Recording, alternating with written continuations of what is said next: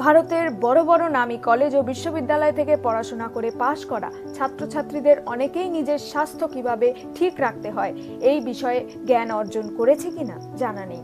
আর স্বাস্থ্য তখনই ভালো থাকে যখন ঋতু পরিবর্তনের সঙ্গে সঙ্গে খাদ্যাভ্যাসে প্রয়োজনীয় পরিবর্তন আনা হয়। এবার দোল পূর্ণিমা ২রা ও ৩রা মার্চ। বিষয়টি শুধু পরিবার ও বন্ধুদের সঙ্গে রং খেলার নয়, দোল পূর্ণিমা এক প্রাকৃতিক অ্যালার্মও বটে।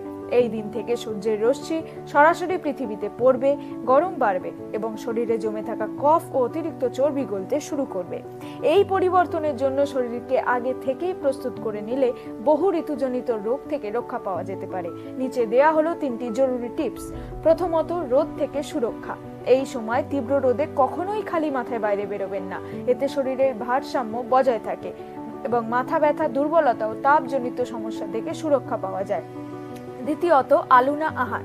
দোল পূর্ণিমার পর যদি 15 থেকে 20 দিন আলুনা অর্থাৎ লবণ ছাড়া খাবার খান, তবে চর্মরোগ, চুলকানি ইত্যাদি কমতে সাহায্য করে এবং শরীরের ভারসাম্য বজায় থাকে।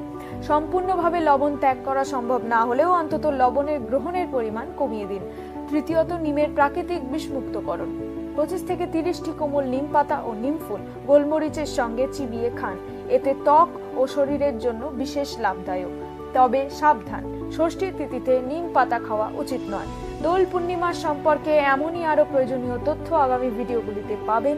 এই ভিডিওটি সেভ করে রাখুন এবং চ্যানেলটি সাবস্ক্রাইব না করে থাকলে এখনই করে নিন। হরি বল।